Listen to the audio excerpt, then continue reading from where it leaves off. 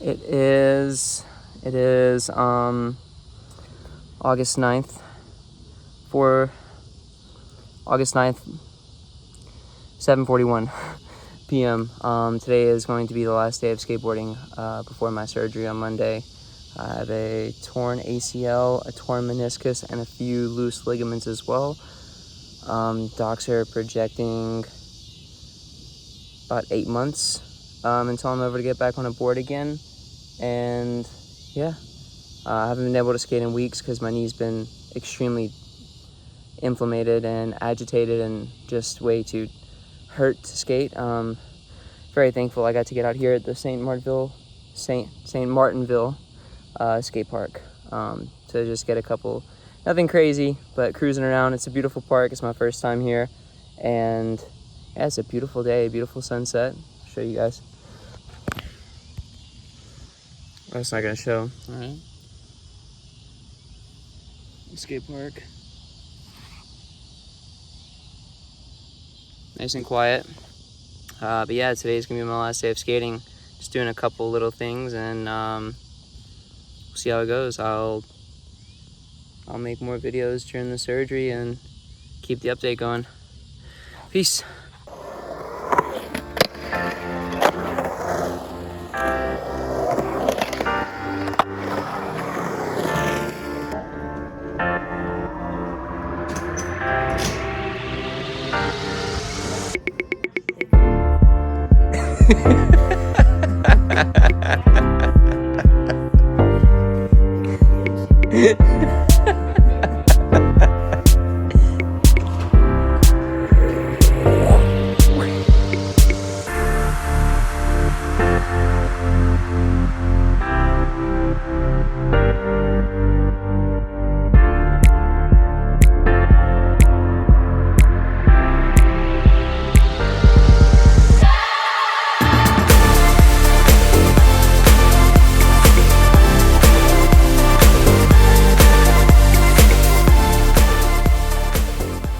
So it has officially been 8 days since my meniscus repair surgery, and I just wanted to give a little update because whenever I was looking up videos online, trying to get information on what these surgeries are like or what to expect, what type of pains you're going to feel after, all of these different types of things, I never really came across anything like extremely helpful, and so I wanted to make a video just kind of telling you guys what my experience was like.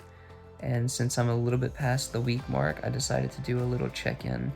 I don't really have too much video footage from the hospital. I have like 1 or 2 clips. I was pretty nervous that morning, so I didn't really film too much. And then I have a clip of me like 3 days before surgery, like getting one last little skateboard session in. Not that I could really move that much because I was in severe amounts of pain, but I wanted to try and skate anyways because I knew I was about to go through surgery and I was not going to be doing anything active for a long time. So I know that all of these surgeries vary a lot depending on your tear, your type of tear, where the tear is at, how old you are, all these things. Just for like a little background information, I'm 31 years old. I'm about 5'8", and I weigh about 140 pounds, give or take. And I'm a male. So those are like my statistics, I guess you'd say, that contribute to my healing process. When I went into the surgery, they were expecting to do a complete repair, and then I was going to be inactive for 6 to 8 months and have what would be expected a full recovery. Well, sometimes this is something I was not prepared for. Sometimes whenever they go in to the surgery, these types of surgeries, the stuff that they find in there is different from what they actually see on the MRI. So like the types of tear or like the severity of the tear, etc., can be very different whenever they go inside of there versus what they saw on the original MRI, your orthopedic surgeon, orthopedic doctor, whatever. And so they knew that I had a tear in a specific spot, and they knew that I had a meniscal cyst. They thought that I had a different type of a tear than what I actually had. My tear was like, if you're looking at the knee like front facing, like here it is, and you're looking at how it goes around, mine like is like in between. It's like, it look like, think of it like a sandwich, like a ham and cheese sandwich, right? And like if that ham and cheese sandwich was like closed off, but then someone like cut into the middle of that sandwich, and now the sandwich could like open and close. That ended up being the type of tear that I had, and that's what allowed that fluid to go through and allow that cyst to get through on the other side. They were not expecting that. And unfortunately, it was in a spot that didn't receive like an amazing amounts of blood flow. So instead of just me waking up and then being like, sorry, things didn't go as planned, we actually removed your meniscus while you were asleep, they decided to try to sew it up with a process. I'll link it in the description. I don't know it off the top of my head, but it's widely used for these types of surgeries. And they sewed up with like these like nylon, like industrial strength stitches that are like guaranteed for life on the inside of your body, to try and preserve my meniscus. Even if it doesn't heal, they just want to close the flap, you know, so like it doesn't get caught, my knee doesn't lock up, my knee doesn't bend anymore. I'm not having as much inflammation, obviously, because it's not getting as irritated, and then that extreme pain on the side of my leg will be gone, hopefully, because the cyst has been taken care of, and there hopefully will be no other cysts. There is a chance, you know, that in a couple months from now, whenever I start walking, that this route they took isn't going to work, and they will have to put me back to sleep and just remove the meniscus altogether. That's kind of terrifying to me. That's probably been the hardest part of my recovery thus far. Sorry guys, my hair is oily, I haven't showered in days, we'll get to that later. My hardest part of my recovery has been the mental part, I think. The pain's been pretty bad, just because they had so much more work than they anticipated, and the inside of my knee was so much more inflamed than they thought it was, that whenever I woke up, they were like, dude, how have you been walking on this knee for the past 6 months, much less like skating on it? Like how have you even been walking or functioning at all? And so like there was a lot of inflammation. They had to clean up a lot of stuff. Like not even just my meniscus, like my ACL was like partially torn a little bit too. They had some things going on in there that they didn't anticipate, and so it caused some severe swelling. But the mental part of knowing that in like 6 months from now, going through all of this work, all of this hard work, it's kind of scary to know that it can just be completely for nothing, for lack of a better word. So if anyone watching this has any information on that, because I looked it up, and apparently it's not just something that my doctor just did blindly. Like this is something that happens. Like doctors, these orthopedic surgeons will do exactly what happened to me. They'll sew up meniscus that they know isn't going to heal, just to try to preserve it. And the success rate seems to be pretty decent from what I read. I couldn't find too much information on it, so if there's any orthopedic surgeons watching this video, please comment and let me know, did my doctor do a good thing? Do you think I'm gonna recover? Like I'm kind of in the dark. If any of you have had this surgery before and went through the procedure that I went through, please let me know. Feel free to comment and let me know your own personal experience. So now I'm gonna go ahead and just like go through like the day 1, day 2, day 3, day whatever. Like now I'm at like the 8-day mark. I'm at the week mark, and I'll let you guys know what basically it felt like waking up what it felt like the next day, and the struggles and the complications that I've had thus far. So day one, I woke up. I did feel pain immediately. Like, immediately after the surgery, the second I opened my eyes, I was like, damn, this hurts. More than I thought it was going to hurt. The nurse gave me a little extra pain medication before I went home. I went home, everything seemed kind of fine. Took one more pill of pain medicine before falling asleep. Everything was okay. Second day, woke up. I was actually pleasantly surprised. I was not hurting that much. I mean, of course I was hurting. I just had an extensive surgery on my knee, but like not to the extent that I anticipated. Swelling was not that bad either. I was actually able to like go outside on my crutches, which was a big mistake, and we'll get to that in a minute. That was a huge mistake. I should have just stayed in bed all day and elevated my leg and just kept resting. But I was like, ooh, like I can go outside and see the sun, take care of my mental health, not be in a dark room all day, hang out with my niece and my family, and kind of just like be around the house. You know, obviously you don't want to be putting any weight on your leg at all whatsoever, and you definitely don't want to be twisting it. So it's just kind of dangling the whole day. That was a terrible mistake. Day 3 was bad, really bad. I woke up and my leg was so swollen and throbbing, like from my hip all the way down to the tip of my toes. I could feel it. I could feel a heartbeat in it. And I think that's because like I was not resting it or elevating it the day before. So like all of my, when you have surgery, like tons of blood flows to that area to heal it and take care of it, and it just all pooled in the bottom of my leg and in my knee.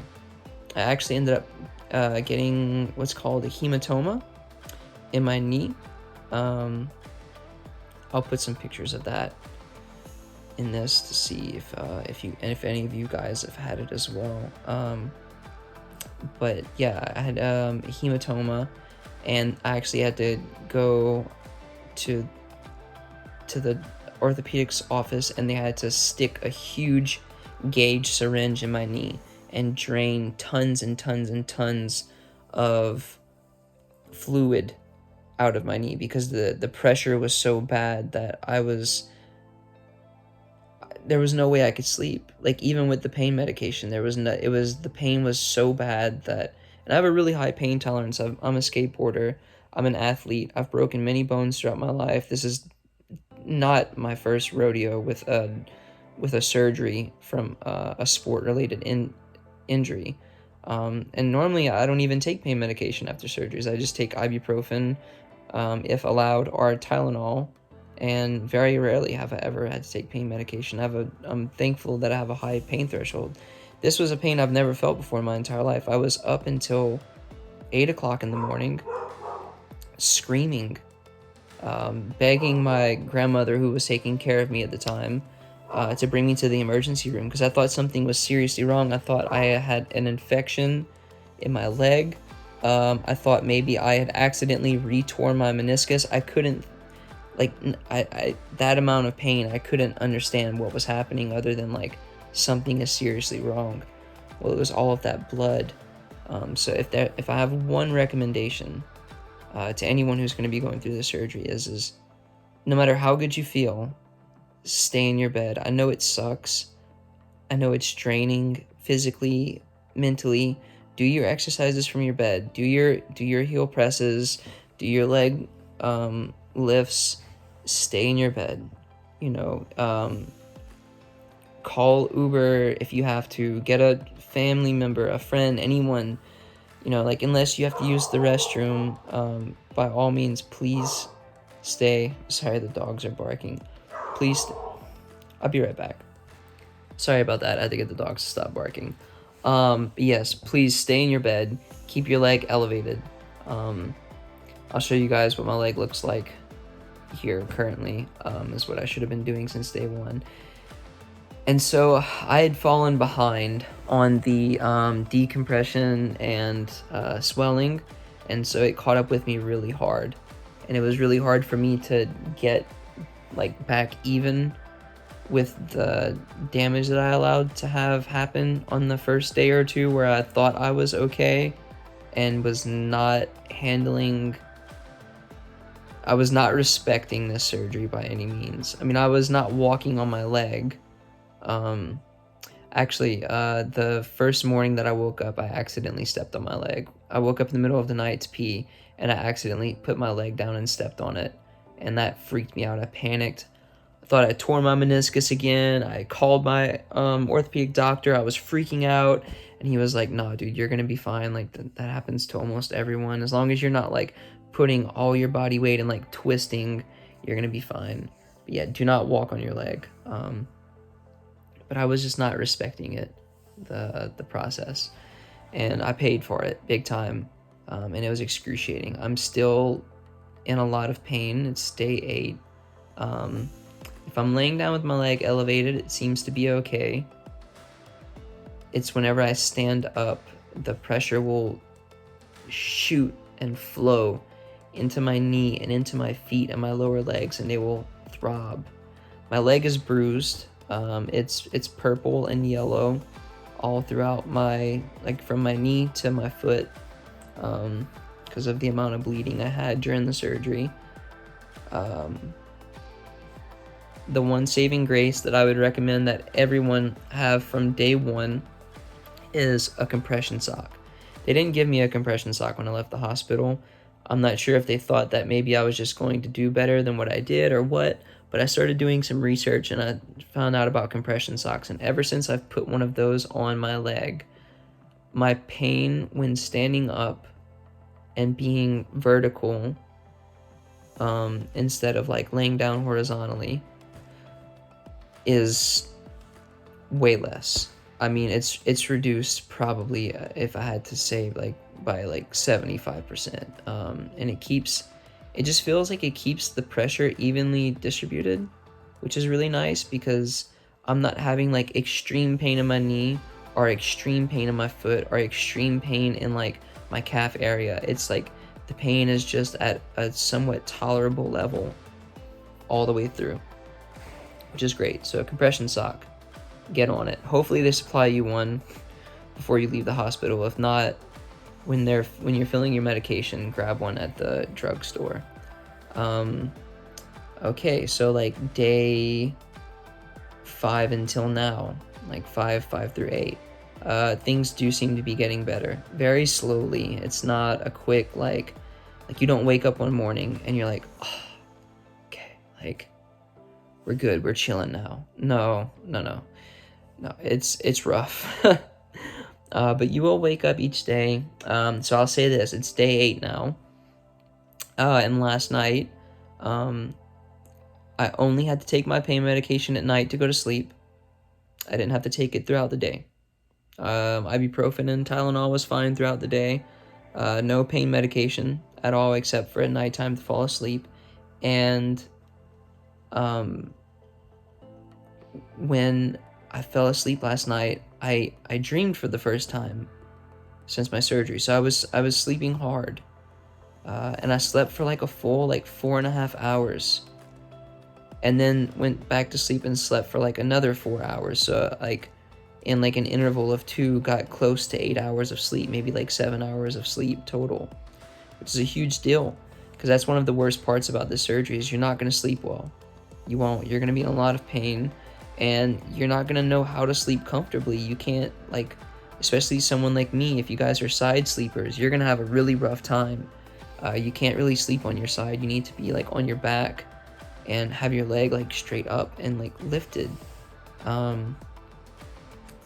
It's rough. It's not easy. Aside from the pain, it's just uncomfortable. It's something your body's not used to. So you're having to adjust to it mentally and physically. You're not going to get good sleep unless like you really go hard on the pain medication, which I don't suggest. That shit is addictive. I would suggest trying to take that as little as possible. and using ice and ibuprofen when you can to manage the pain. Just, do a simple Google search on the statistics of people that become addicted to pain medications after surgery. It's not a joke. Yeah, so day 8, no pain medicine throughout the day, just ibuprofen and Tylenol, ice, water, elevation, still hurting but tolerable, obviously, and decent sleep. Not great sleep. Still a little tired, as you can probably see. I don't look fabulous. Haven't showered in a couple days. On about day 5, my grandmother helped me out. We put a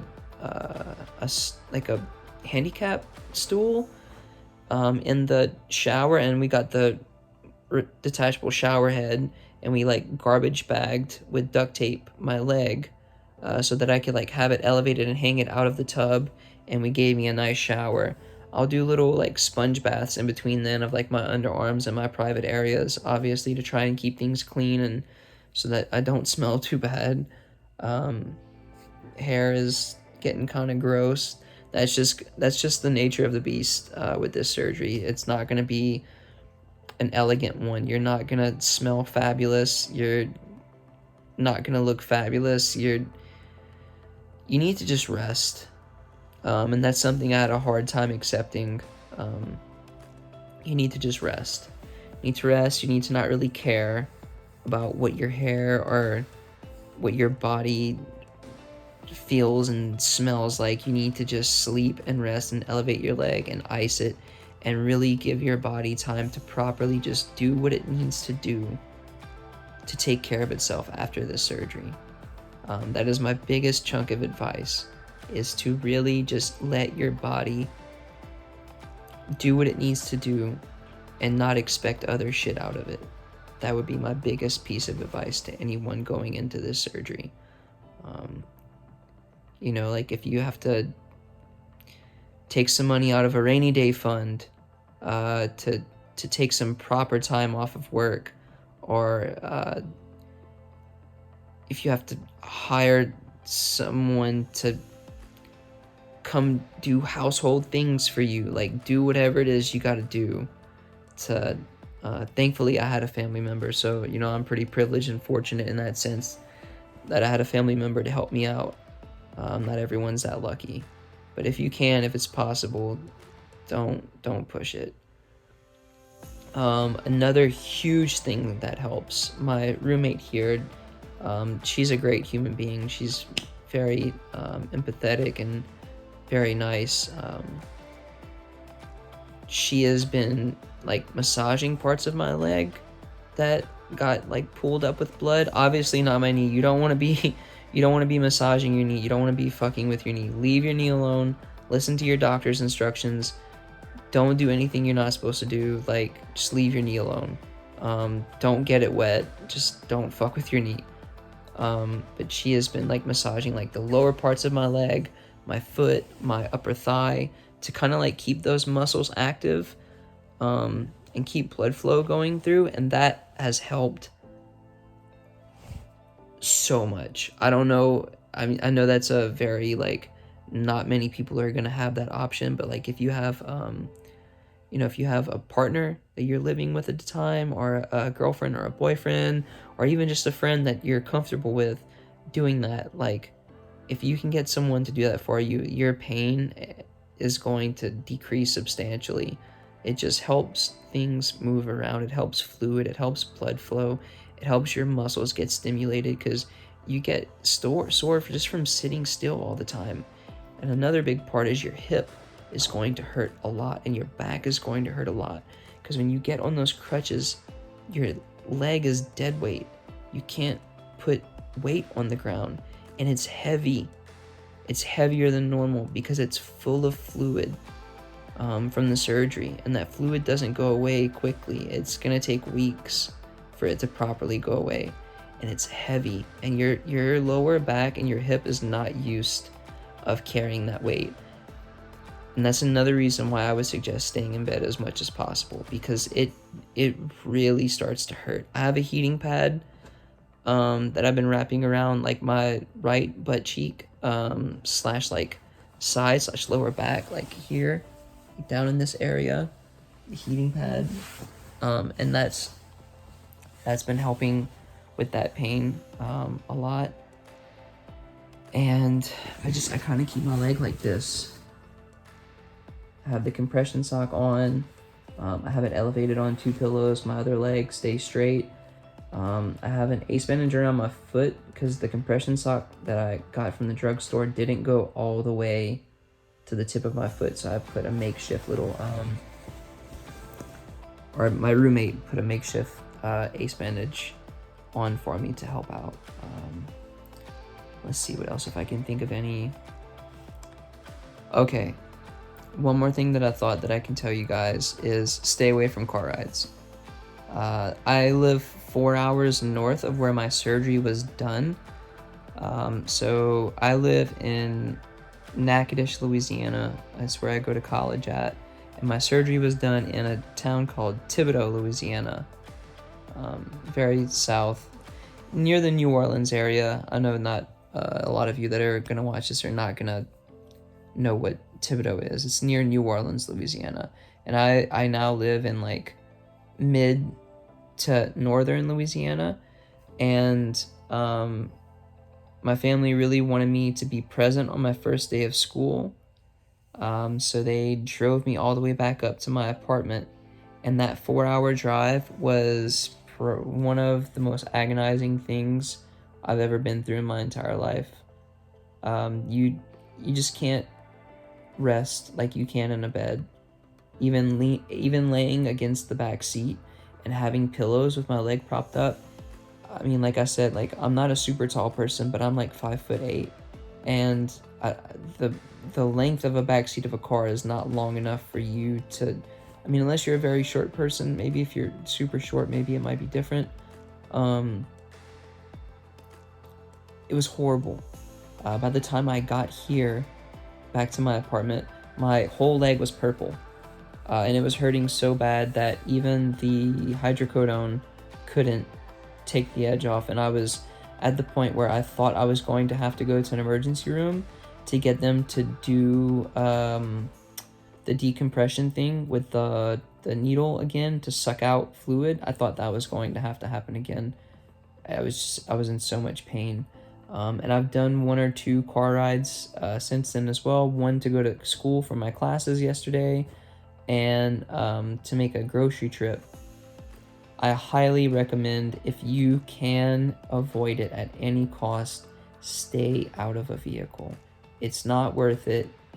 I know it sucks being in a room. Trust me, my mental health is deteriorating from being stuck in this room.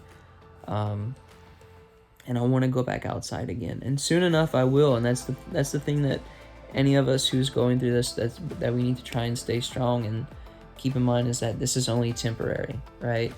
It's horrible, but it's temporary, and soon enough we will get back to being able to be outside. I'm hoping that by next week, on Friday, I get my stitches out. So that'll be 8, 9, 10, 11. So like 11 or 12-ish days into my surgery, I'll get my stitches out, which is great, because I'll be able to take baths then. And that'll do so many great things for my mental health. One, I'll be able to properly clean myself at least once a day. So I'm not feeling just gross and grimy, and I'm not having acne issues and, just things that make you feel clean. It's crazy what like even just cleaning your face can do. It can make you feel like a different human. And 2, like I think letting my legs soak in a warm tub of water is going to help with like circulation. Like hot and cold compresses have been notoriously known for like good for like swelling and bruising and all of these things. So I'm excited to take a nice warm bath and then get out and be able to ice my knee properly without a huge ace bandage on top, with a huge compression sock on. That's another thing that I struggled with, was trying to get ice to go through that big ace bandage. I never really felt, they were like, you need to ice your knee. I'd never felt the ice. there was too much ace bandage and padding for me. So I would always just put the ice on the lower half of my leg and on the upper half of my leg, and I would rotate them back and forth and let the ice do its job through other parts of my leg. It still helps, even though it's not directly on your knee, but I'm excited to be able to put it directly on my knee after being clean and having a nice warm bath. So I hope this is just like 1 week in. I'm gonna go ahead and post this, and at the 2 or 3 week mark, I'll do another video and update you guys even further. I hope this has helped some. I hope this has helped to let you know what the process is like a little bit. But just to go back to a few key things: stay resting, stay in your room, don't push it, don't be an idiot, don't think you're invincible because the pain medication has you feeling good or your anesthesia hasn't worn off yet.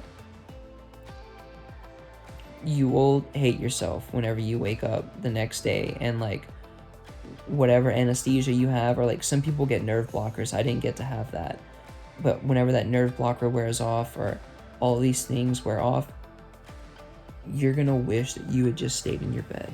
So do that. Stay in your bed, rest up, play some video games, make some art, listen to some music, use the time to journal and reflect and like properly organize things that you want to do whenever you get better. Try to be as productive as possible in that bed when you're awake, and when you sleep, just sleep. Doesn't matter if it's 4 p.m. If you're tired, go to sleep. If it's 6 a.m., go to sleep. Because I'm telling you right now, you're not going to be able to regulate your sleep schedule, no matter how hard you try. I tried for the first 3 days and I gave up. Don't worry about regulating your sleep schedule. Sleep when you can. Take advantage of those moments. Rest, relax, and just let the process happen. Don't push against it, because I pushed against it and I regretted it. I suffered pretty gnarly consequences from it. So I'll go ahead and I'll put this video together, and I'll see you guys again in like a week or two, depending on how many different changes have happened. I hope this video has helped you guys out. Good luck to anyone who's going through this. I know it's rough mentally and physically, and I'm still dealing with it myself. Once again, if there's any orthopedic surgeons watching this, or orthopedic doctors, or people who know a lot about this, about the type of tear I have, and that procedure they did where they stitch it up even though they know it's in an area that doesn't really get blood flow, just to try to preserve. If you can let me know like what the chances of me doing okay are, that would be great, because I'm super nervous that in 8 months from now they're gonna have to cut me back open and remove my meniscus. And maybe that's just me being pessimistic. Maybe I need to be more optimistic. But this surgery is very mentally taxing. So anyone who is watching this, if you've gone through it, if you're about to go through it, I wish you the best of luck. It is not easy. It is very testing. And just stay strong. Stay positive. So take care of your body, and your body's going to take care of you. That's what I'm trying to do. I'm trying to eat as healthy as possible. Trying to get in as many greens as I can. Hydrate as much as possible. Stay hydrated. Get as much fiber as I can in. And that's it. That's all my advice. Good luck, guys. I'll see y'all again in like a week or two.